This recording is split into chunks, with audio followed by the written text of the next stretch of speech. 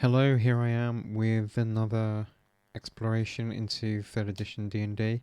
Um, I did a summary of the leveling up process from the last time, the creation of our new character, this gnome cleric. Actually, I wanted to start with talking about my massive dislike for gnomes. They they're too comedic. And I mean, in general, I like to consider the fantasy races from the sort of 18th or 19th century interpretation of them. A lot of the times, the pre Lord of the Rings version of them, um, where dwarves are sort of okay. The origin of dwarves from like a Norse mythology, where they are not necessarily short people, but they are underground dwelling craftsmen of some sort of different and magical race compared to humans. And then elves are sort of like spirit-like as well, and that sort of thing. I quite like the dark, mysterious nature of those old portrayals of the other races. And normally, those races are either malevolent or they are trickster-like, but they're not really the way that they're presented in the Lord of the Rings, for example. The dwarves have this sort of certain degree of honor, which I don't know if that is present in the older iterations of dwarves, and of course elves in the Lord of the Rings are sort of the I don't know, Uberman characters sort of thing. They seem sort of like in some ways superior to humans, but in their superiority they lack some kind of empathy or something. But I'd say if a Lord of the Rings elf was in a game, you would call them unbalanced, perhaps, because they seem much more powerful. Um, but the worst culprit of these um, portrayals of the fantasy creatures is the gnome. And I'm not entirely sure of the complete origin of the gnome in literature. I guess it probably would have been similar to that of a dwarf or some kind of spirit or something like that. I imagine it's probably going to be more Western European than Nordic in origin, but I'd have to look that up. But to summarize, the big issue that I have with gnomes is, I mean, I let's have a look at gnome cleric, and I think that the pictures that we see here just summarize the absolute state of gnomes in Dungeons and Dragons game. I mean, they just look stupid, more so than halflings tend to do. But they're just these sort of weird squat grotesque. I mean, this is of course obviously the common characterization of gnomes by various players of the game currently, how they envisage their characters or something. But this one is slightly less horrific than the others.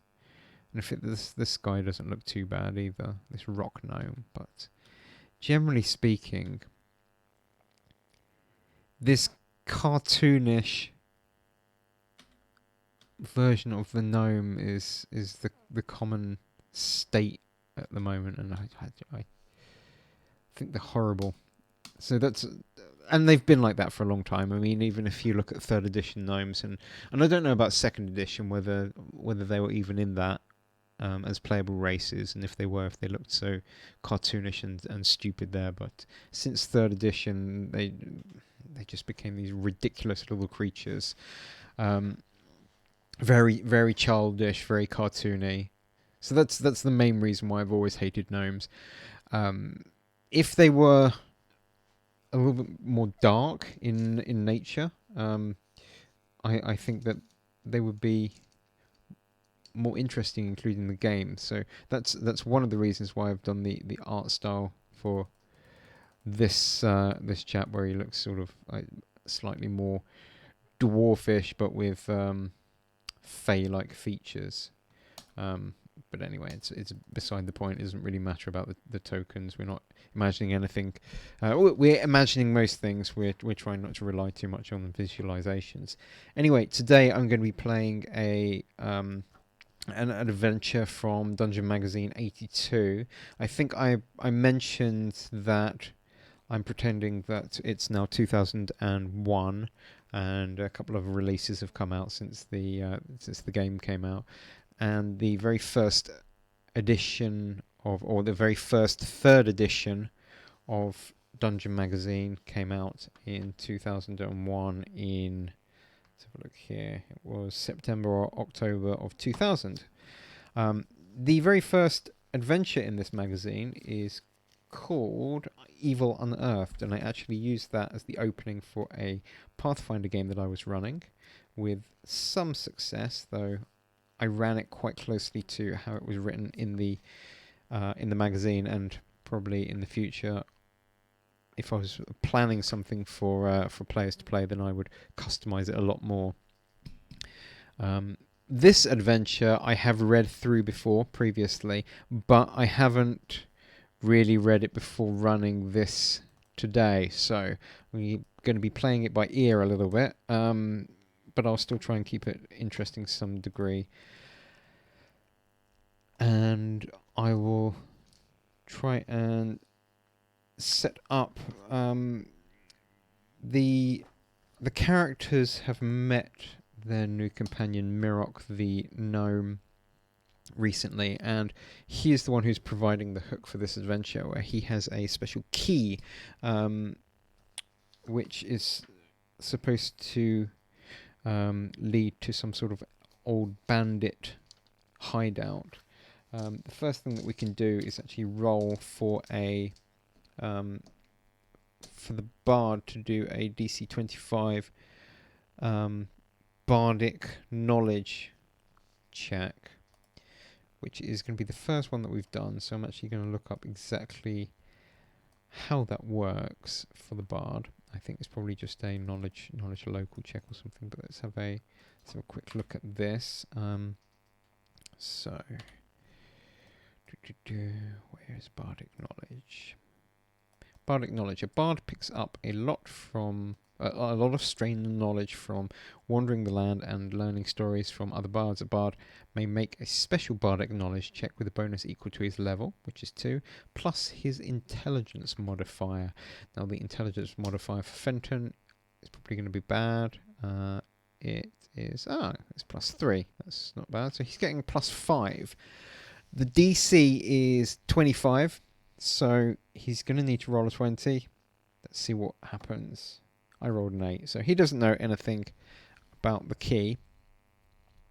One of the strange things in this adventure is that it mentions that a legend lore spell provides the following information about the key. I don't know why that is included, especially because Legend Lore is a 4th level bard spell or 7th level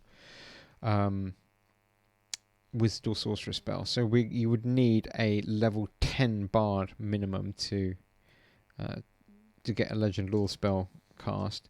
Even if the players could afford that, it's unlikely that you would have such a thing. So I mean I don't know what the idea was behind putting that there, aside from if the players did manage to do it, it's a bit of extra knowledge for the DM. So we're not quite sure how the characters know about the key. Mirok owns the key, so I presume that he got the information from somewhere. And they're meeting in a place called the Osterhaus Inn, which is a fairly nondescript place. We get here an opportunity for a ranger to make a spot check, DC 5, which is very easily passed by Gothram. So in the surrounding area of the Osterhouse Inn, he will notice that the older trees are scorched and most are dead falls. Many have toppled and the vine maples twist over their blackened stumps. We will discover that the bandits that once roamed this area had some sort of relation to fire elementals. So they will begin in the inn, which is owned by Old Jarl. And he is going to end up giving the adventure background as all of the characters sit around. They're the only ones in the inn, aside from those that run it. And the inn is situated all on its lonesome, close to a waterfall in the Lippen Valley. Old Jarl begins to explain the tale, which the characters, I guess, have hinted at wanting to know more because they have the knowledge of this key, and Jarl explains that this whole area was once black with ash, and the stream ran grey and muddy for 2 summers after I got here. All that was left of this area was the foundation and blackened timbers. I built all of this with my own hands and made it a thriving business, he says, speaking of the inn.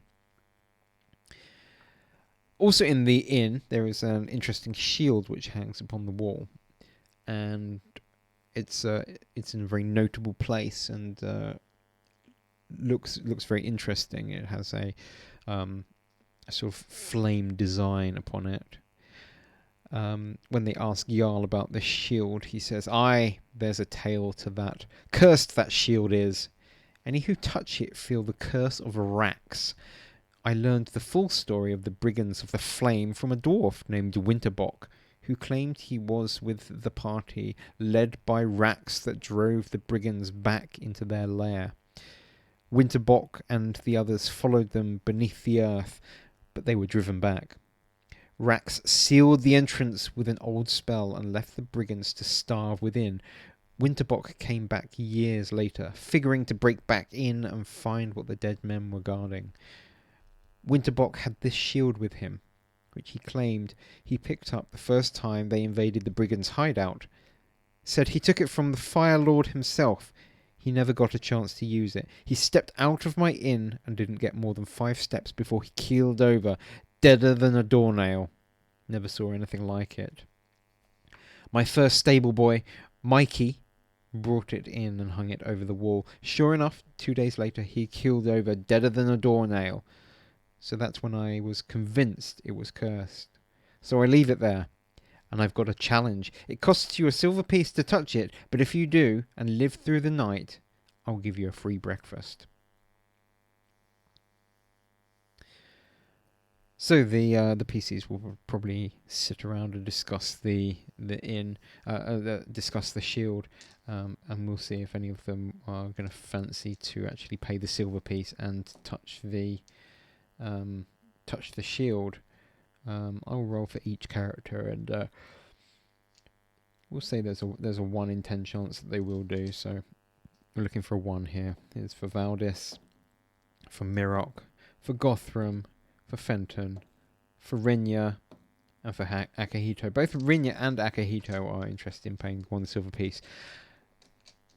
Akihito thinking that his training and fortitude as a monk will prevent any sudden death from touching the shield, and Rinya believes that it is some sort of superstition anyway.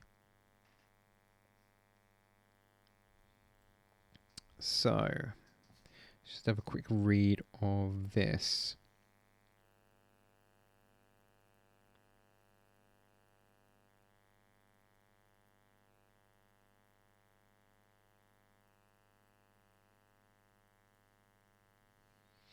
So I guess each of them is going to pay one silver piece. It's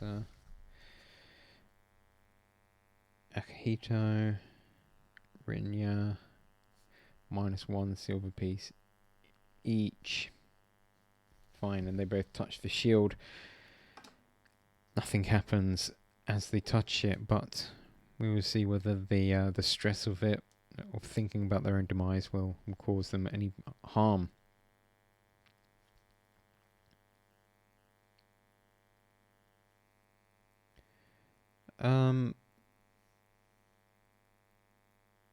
Mirok will push the innkeeper for more information about the local entrance to the bandits of the Fire Lord. And Jarl does actually have some information about it, saying that they must go right at the falls. Most of the trade is overgrown, but you can't miss it. It's sealed up with blue bricks.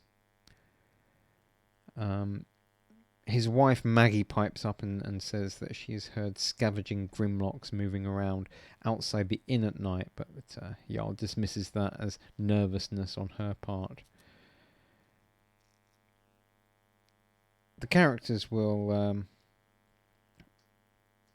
finish their meal and everything, and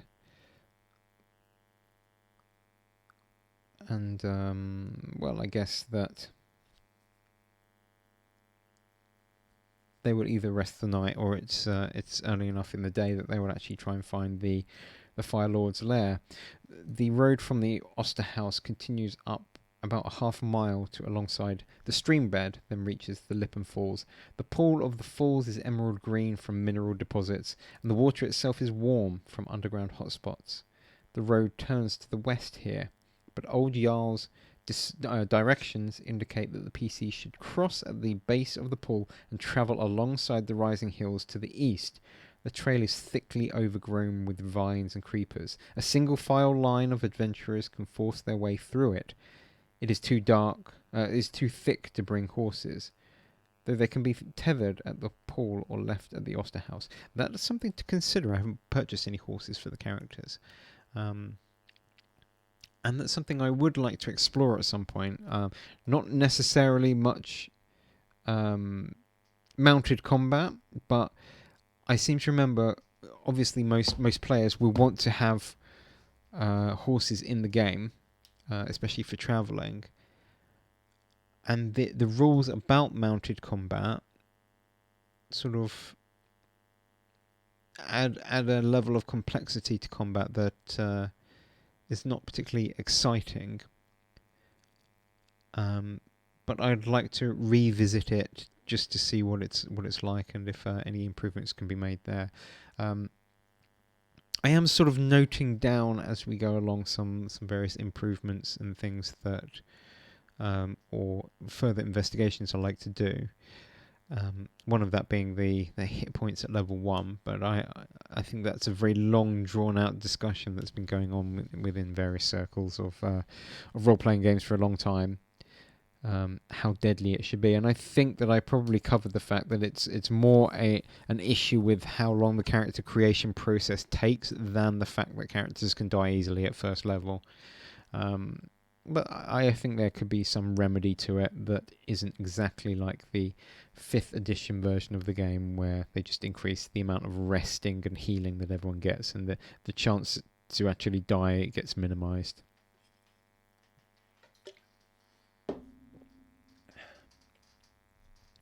The characters arrive at the entrance of what was once a cavern dug into the mountainside. Once there were wooden double-gated doors to the entrance, but they have been ripped from their hinges and now moulder beneath the vines of the mushrooms near the entrance. Near the vines and mushrooms near the entrance. The opening is sealed with what looks like blue glazed blocks of stone. There seems to be no door handle or hinges, but there is a keyhole in the centre of the wall. The blue glazed bricks are unbreakable, as a result of the person who sealed the cave, which I think that the characters would have found that his name is Rax. Yeah, I think that was mentioned by old Jarl. Of course, now that they have the key, that can quite simply be entered into the keyhole. so they won't bother trying to attack it.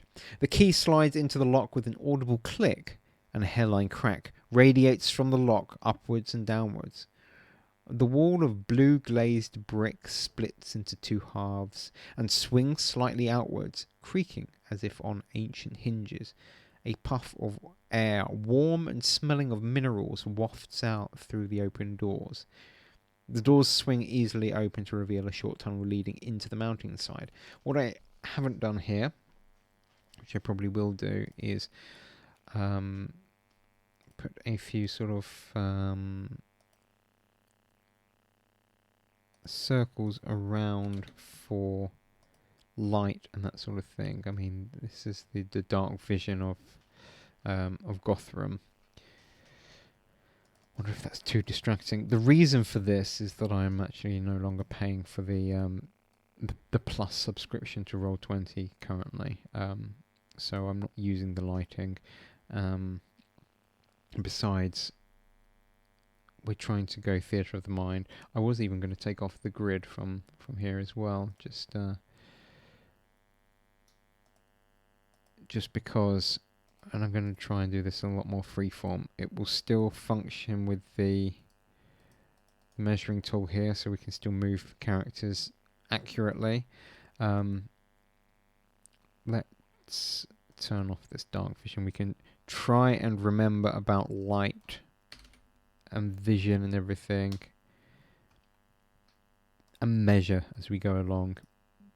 Generally speaking, I'm not going to use the grid. These squares are 10 feet, by the way, not rather than 5 feet.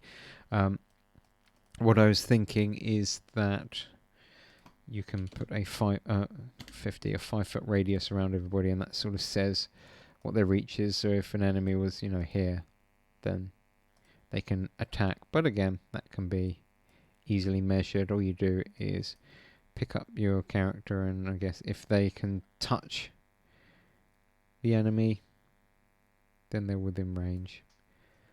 But whether we will get that granular with playing, I don't know. I would like to try and start being less reliant on the grid, just to see if it's possible.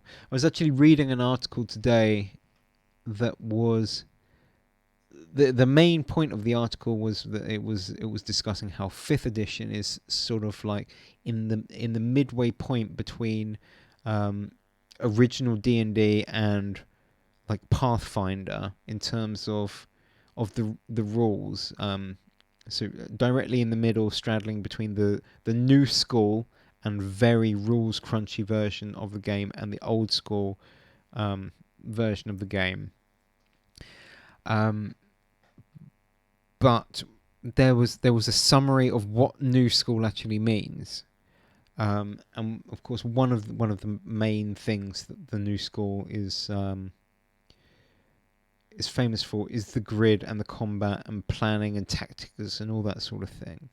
So I'm not sure it's possible to play 3rd edition without a grid. Well, no, I know it is possible because I have done it in the past. Originally, when we were playing 3rd edition, my friends and I would do almost everything theatre of the mind, although we would draw maps and things, I think, and I would try and visualize the grid, but it was much less theatre of the mind than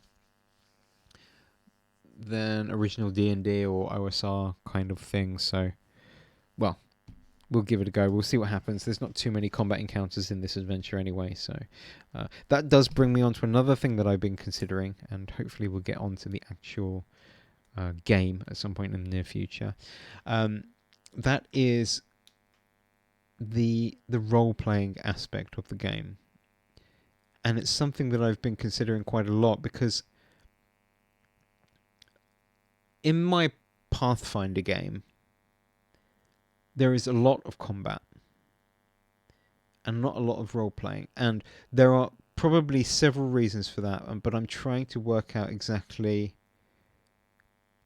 what the origins of that are.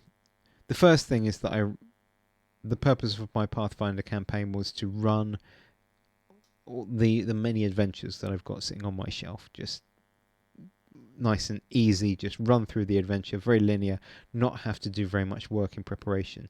That ended up not being the case because I was still doing a huge amount of work in preparation anyway, whether it was converting things to Pathfinder or from third edition, or setting up maps, or all this sort of thing. It was that's one of the reasons that I generally have been going back towards the old school stuff.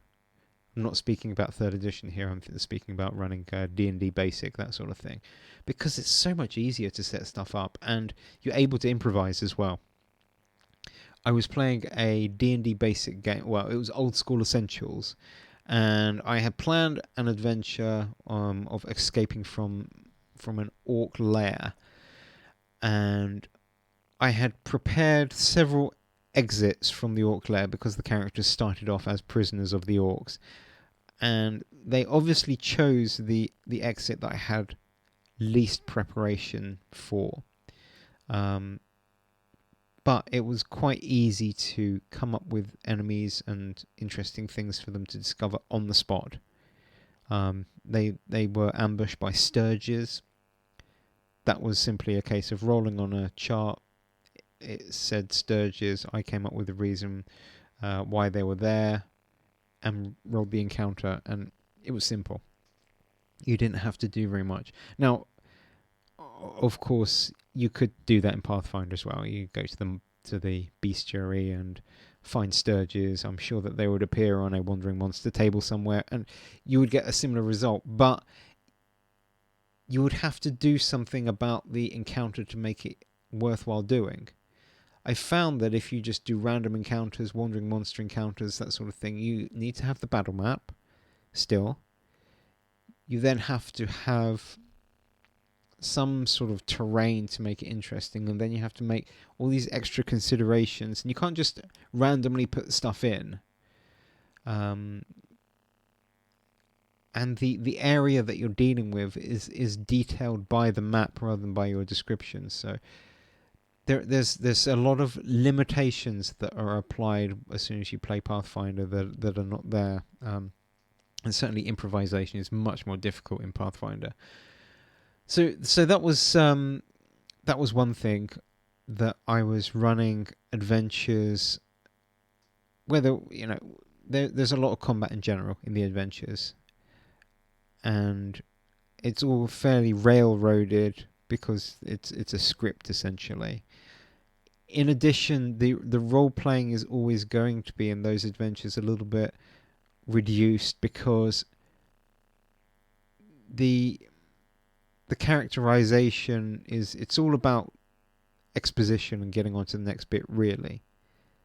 You have to do a little bit of extra work to incorporate your world into the adventure, which I generally wasn't doing. I was only just running these games in an episodic manner. And the players were aware of this when they started playing. I said, I'm not going to run some interconnected campaign. We're just going to run through adventures. So that was one thing. Why is there not enough role playing in Pathfinder? That was one thing there. The second option could be down to me. I always think that I don't have as much imagination with things as possible, though I don't know whether that is because I'm unimaginative or whether it is because I end up trapping myself in following along with plots and stuff, and instead of sitting down and coming up with my own ideas. But that's something I'll be working on in general. So my imagination could be another reason that there wasn't very much role playing, and the third reason I think is the mechanics of the game.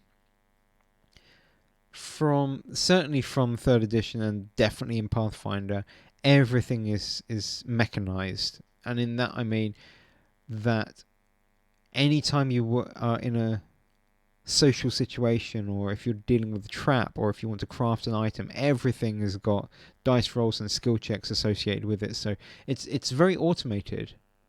There's even a book from the Pathfinder series called Ultimate Intrigue, and that lays out how to do an intrigue game by rolling dice, essentially.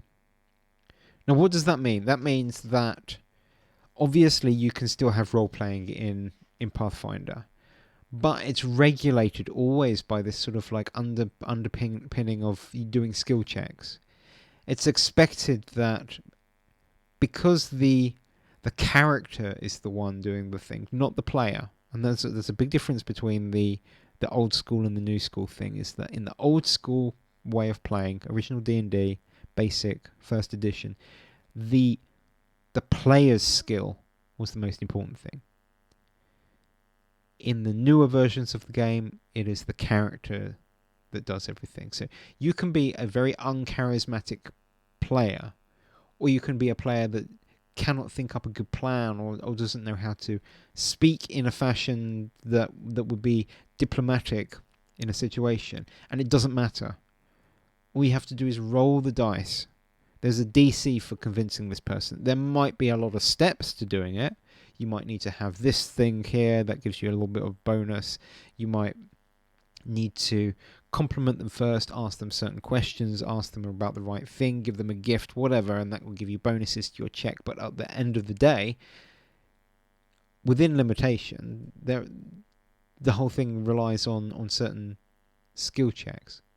It doesn't have to, but that's how it's implied within the rules, and I think that's sort of how people are expected to do it. The same thing with knowledge as well. I mean, one of the bizarre things about the game, which, you know, I've done this in my games, is with the knowledge skill, because you introduce a knowledge skill into the game that says, okay, your character knows something about the world that you don't, which in itself is not a bad idea, because otherwise you would be, in every game, the characters would be oblivious to what was going on.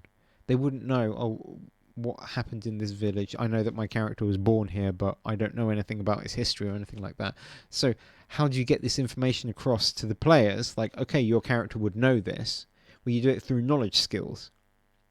But of course, the knowledge skills then, because they have been integrated into the mechanics in this way, the player then either, let's put it this way: from all of the skills that you can possibly take, the knowledge skills can be seen as the least useful from a sort of power perspective of the game. As it's written, if we imagine that 3rd edition and Pathfinder are written to mainly be combat games, but with a lot of ways of doing role-playing attached to it, when you build your character and you start to make choices that have a power base to them, things that can be quantified. This feat is better than this feat because X. This character class is better than this one because it gets a better base attack progression, etc.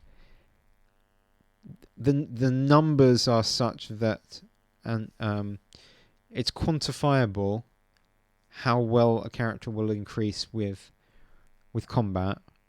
It's not quantifiable really how the character will increase for social interactions and that sort of thing. The only way to quantify that sort of thing is with skill points. So we know that the rogue is going to get the most amount of skills, and the wizard is going to have the best access to knowledge skills, for example. So if you then look at each of the skills, you can then justify how important each one of those skills is. So hide and move silently, spot and listen, which of course in Pathfinder are just cut down to stealth and perception, which is not a bad choice in my opinion. I think that was something that should have been done, but we can come back to that issue later. Those skills are going to be the best skills, along with, for example, concentration, which is very, very important for certain characters. Things like jump, or I think it would be called acrobatics in Pathfinder. That has got a real world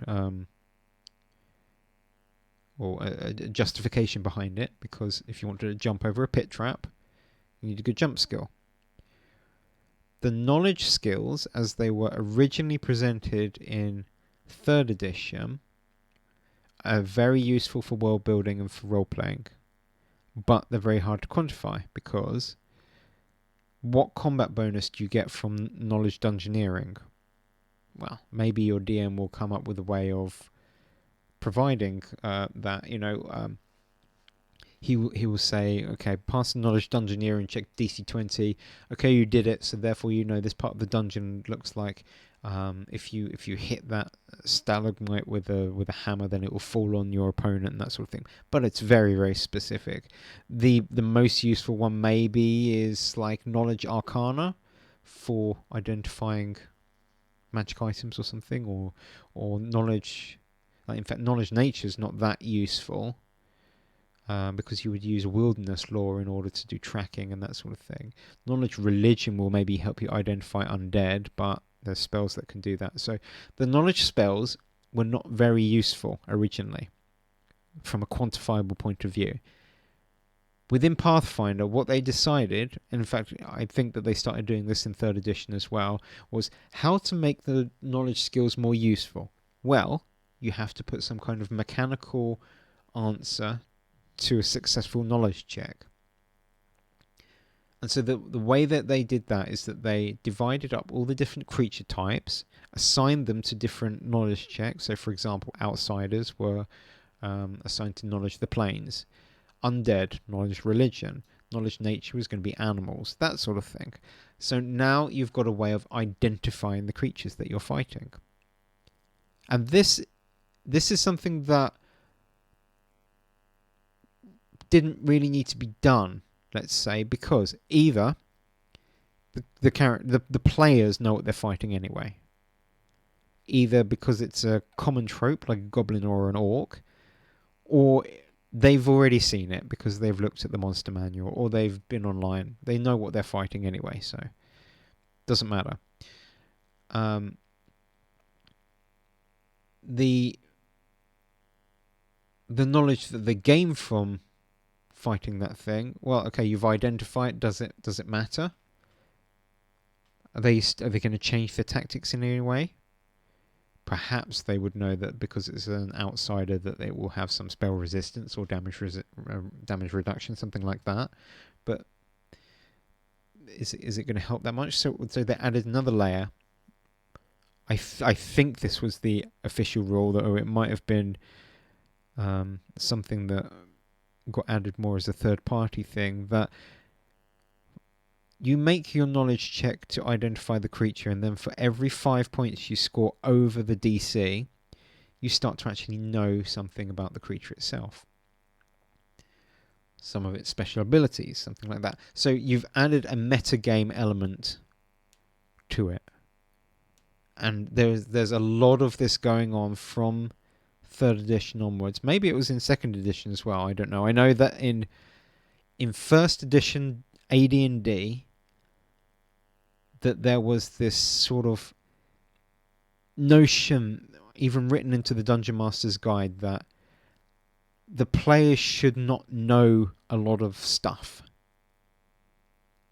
I mean, can you imagine that now? I don't think that very many players would be happy playing a game where they're not able to know how everything works. Only the DM knows that. I mean, can you imagine it? If there wasn't an online SRD where you can build your character before you play, you can look up every single ability, you can decide how to optimize your character. Can you imagine that? It would be a lot more like real life if people weren't able to look up stuff. I mean, I would say there's probably very few people in real life that when they're younger, they or their parents are able to map out everything, quantify a lot of stuff in the world, Let's take it from the point of view of learning about your profession um, before you take it up, or even when you're in school. First of all, nobody is so robotic that they're going to know exactly what they're going to do and how to get there.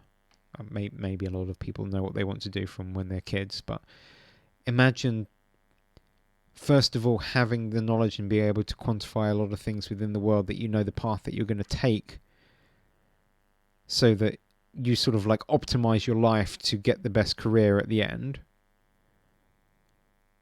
I mean, it's very unrealistic. Everyone sort of like makes a plan as they go along, I guess. You're too young to know when you're a kid exactly what you're going to do, I would say. Most people anyway. Of course, it didn't always used to be like that, because you would just do whatever your father did before, if you were a craftsman or something, or you would be a farmer. You would be a commoner. But of course, no one's playing commoners in D&D, and rightly so. They shouldn't be. Anyway, the point I'm trying to make from this this long spiel, which I realise has been going on for ages now, and we're not getting anywhere, is something about the role-playing side of the game being related so closely to mechanics.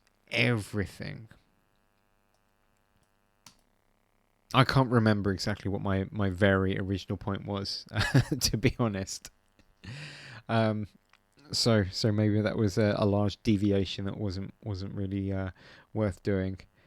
I think what I was going to try and get at originally was, there is one side of this test that I'm not able to test, and that is the role-playing side of it. And the game is designed in such a way that the role-playing side of it is reduced a lot. And a lot of the blame for that is the mechanics. And I often wonder whether video games has an influence on that. But I won't go any further at the moment. That's enough of me droning on about this fact. Let's get into this game. So the characters, they see the door opening.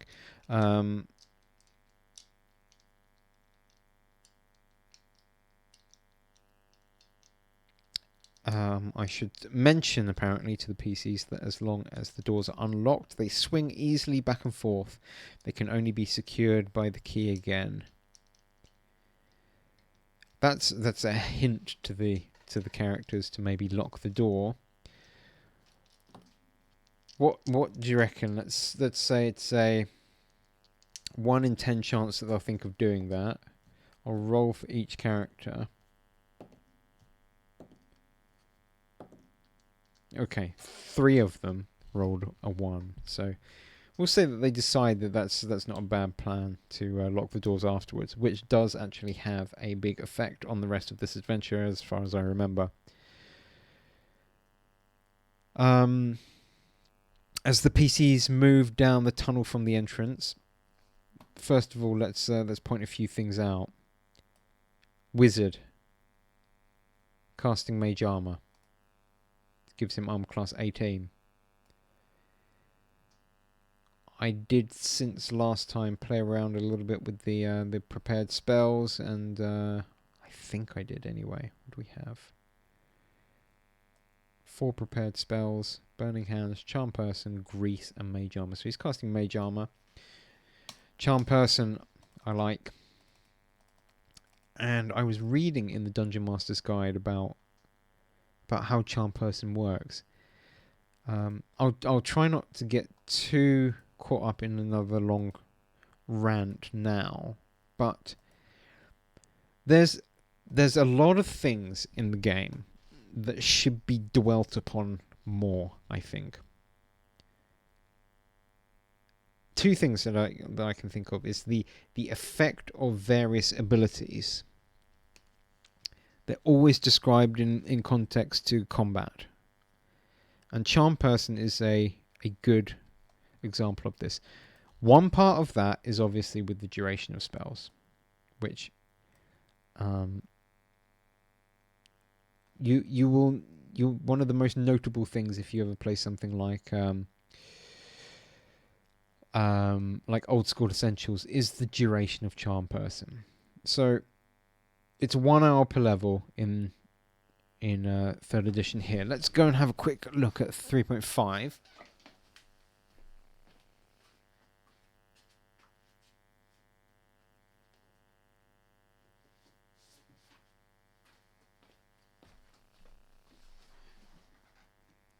So it's going to be 2 hours for Rinya if he manages to charm someone. In 3.5, Charm Person is... Charm Person. It's 1 hour per level as well. So that's alright. In Old School Essentials,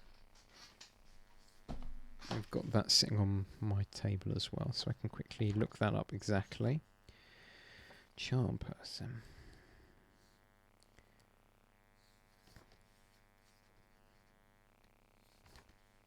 Charm Person. Duration is 1 or more days. Depends on the intelligence of the creature. If they are 13 to 18, which is quite a long time, quite high, they get a new save every day. 9 to 12, which is average, they get a new save every week. And intelligence 3 to 8, they get a new save every month. That's a first level spell, mind you. So if you imagine you can have someone charmed for months with Charm Person, that has a massive impact on the game. You would want to be careful of how you use that against players, but you can narratively explain that. You can have a horrendous villain and only describe him as being pleasant and friendly to the characters and sort of like cover up his villainy. And I mean, that's very interesting. You can build sort of a whole adventure around just that one spell. I suppose you can kind of do it here with Charm Person for 1 hour per level, but not really. Okay, 2 hours. You can have part of an adventure modified by that, but it's not going to have a massive impact in the game, and unless you have a special magic item that's doing it more continuously or much higher levels. But the problem is that when you get to the point of high enough levels that, let's say that it lasted even for 8 hours, and you've got a level 8 wizard casting it, it's going to be saved against, or because of the nature of the game where everything is so very well balanced, you're supposed to be fighting against creatures or other NPCs that are about equal levels. So it's not going to actually have some big effect in the game, I don't think. It's a shame. You can build an adventure around Charm Person, but it's, I guess, too common a spell. Anyway, I don't know what the answer to that is. Right. So Rinya has cast Mage Arm on himself. Akihito obviously can't cast anything. Fenton, no, he's not going to do anything at the moment. Gothram, he's got the Dark Vision. We're looking also for light as well, because previously Yarrick was carrying a lamp. Rinya can't cast light because he is prohibited from evocation. So I think that that gives us... Well, Fenton will cast light, I suppose, because he's got that. Gothram's got Dark Vision. Mirok the Gnome has got low light vision, so he's going to need some light anyway. And he has the ability to cast that as well. So I think him and Fenton will cast light. Rinya can't do it. Valdis can't do it. And Gothram has got Dark Vision. So that's how we're looking in terms of vision. Light has got 30 feet. So about 3 squares, and we can sort of see up into this room ahead. The tunnel opens into a large circular domed room. The walls were once decorated with plaster frescoes, but they have been scorched beyond recognition and covered by a thick layer of soot. The centre of the room is a great fire pit, filled almost to overflowing with cinders and long dead coals. A wide walkway stretches across the fire pit. There are doorways to the left, right, and across the pit, each revealing a broad stepped stone staircase. The staircases to the left and right descend into the darkness, while the one directly across leads upwards. The characters will make their way into the room where they can see a little better. This was once the entrance and marshalling area of the Fire Lord's troops. The walls were once decorated with their holy symbols. After the cultists were sealed in, which is what happened, I suppose. I could explain the background of this adventure, but we'll get there, I suppose. They used this room for brewing and preparing their poison. Wiping aside most of the soot from the location reveals the holy symbol of this cult, a fiendish devil's head with bat-like wings mounted to the sides. The ash pit is filled with debris, the remains of ancient books, scrolls, table legs, and chairs that have all fed into the fire. Nothing is recoverable from the fire. All the pages and print have burned, and those fragments of furniture that remain are useless. A successful spot check, DC 10, reveals shards of a large number of clay crocks marked with winged demon skull symbols. Let's do that then.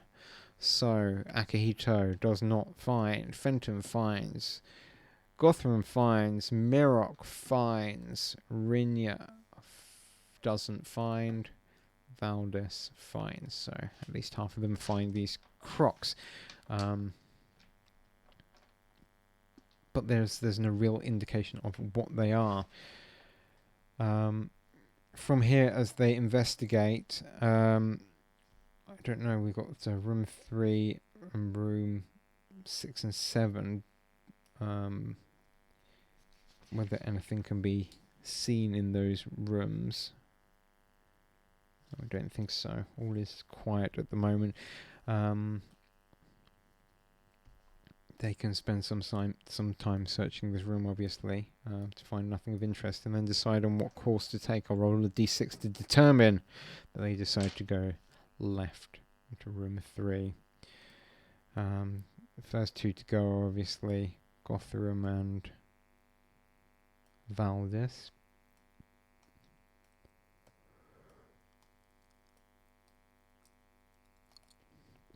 With everybody else sort of like following behind them.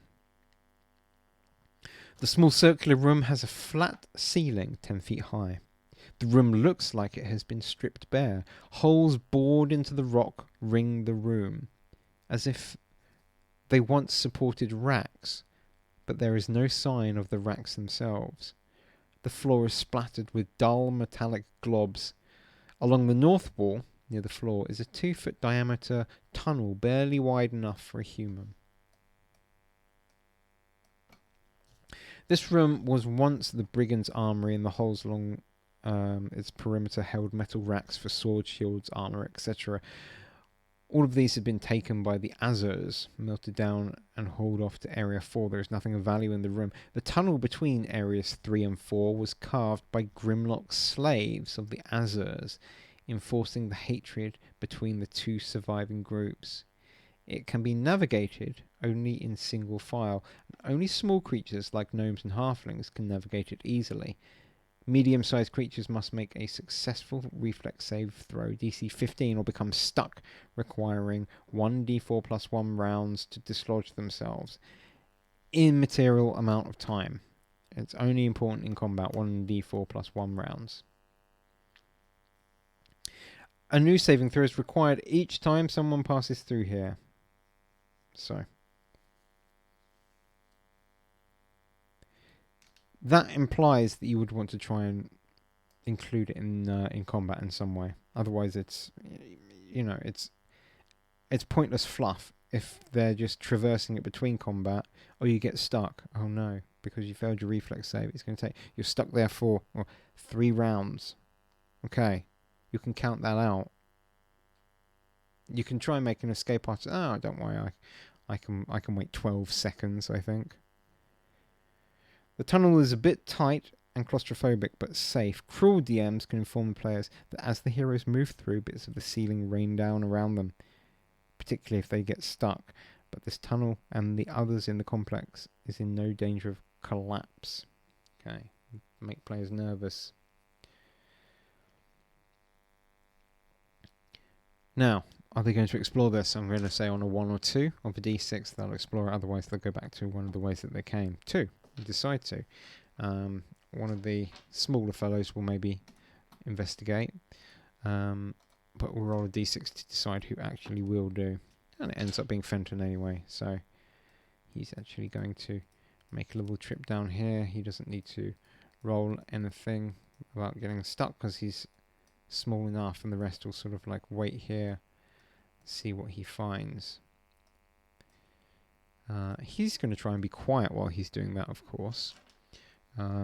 So he'll make a move silently check. He gets +3 on it, and he rolled a 20, so if there is anything in room 4, they'll be oblivious of it. This is the Azur's Haven. This large circular room is filled with metallic trees. These trees stand about 6 feet high, with ornate steel grey trunks and branches covered with delicate metal foliage. The trees rest in heavy metal pots, again ornately formed. In the centre of the room is a circular hearth that fills the room with a warm glow. So certainly before he even gets there, Fenton's going to be aware of something in the room, as there's a hot glow coming from the exit of the tunnel that he's in.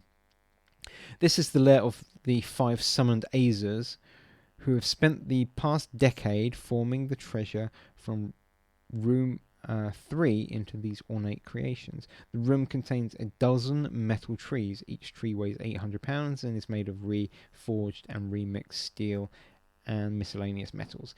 If the heroes have left the front entrance open, the Azurs are not present, as they have escaped to recover Winterbock's shield. See, that is interesting. But they closed the door, so that did not happen, because the consequence of leaving the door open would result in the Azurs burning down the inn, and the characters would return to find nothing there apart from a smouldering ruin. If the PCs have sealed the door or carry Winterbock's shield, the Azurs are in this room. The Azurs are going to do a spot check, or listen in fact, because it's move silently going on here. No, they have no idea that they are being spied upon. The metal foliage of the room acts as 1/4 cover for the Azurs, affording them a +2 bonus to armor class and a +1 bonus to reflex saving throws. The characters do not gain similar benefits, as the Azurs are skilled at navigating through the trees and firing through the gaps between the metal branches. The Azurs want to regain Winterbock's shield and leave as a group. Should that prove impossible, they try to attack the shield bearer, if possible, making a touch attack against the shield itself. Now, I don't know what it said about picking up the shield earlier, but we haven't done it. Don't know if the intention is that you should do. The Azurs don't want to kill the PCs, they just want to return to their home plane. If the PCs allow the Azurs to touch the shield, they will receive full XP for the encounter. Okay, so the shield is required for the Azurs to return home. Now there's a sidebar here that sort of discusses the Azurs who are aware of the character's presence once they enter the Fire Lord's lair. If nothing else, the sudden gout of cold, fresh air tells them that there are visitors present. The Azurs do not seek to fight unless they feel they have to, or the heroes have the shield, but instead attempt to circle around the party and escape the Fire Lord's lair. If the characters enter Area 3, the Azurs move through Area 5. If the characters move to Area 5, the Azurs head to the exit through Area 3. If the PCs pass through the bell trap in Area 6, the Azurs attempt to sneak out behind the PCs. So currently, The Azers would have moved to Area 5, so there's maybe nothing for Fenton to see there. The Azers try to escape only if the Winterbox shield is at the Osterhaus. They feel the call of this device and know where it is. If the heroes are bearing Winterbox shield, the Azers ambush the party to recover their device, staging the ambush in Area 4. Otherwise, after the PCs enter Area 3, 5 or 6 for the first time, read the following aloud. You suddenly hear behind you the scuffling of many feet. Then you hear the door swinging open on ancient hinges. Then silence. That does not happen because the door is locked. When the heroes return to Area 2, they find nothing has changed. If they check Area 1, they find the door open, though they might have left it that way.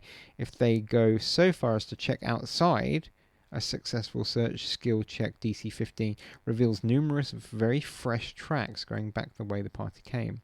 A successful spot skill check DC 10 reveals that the vegetation is slightly scorched along the trail now.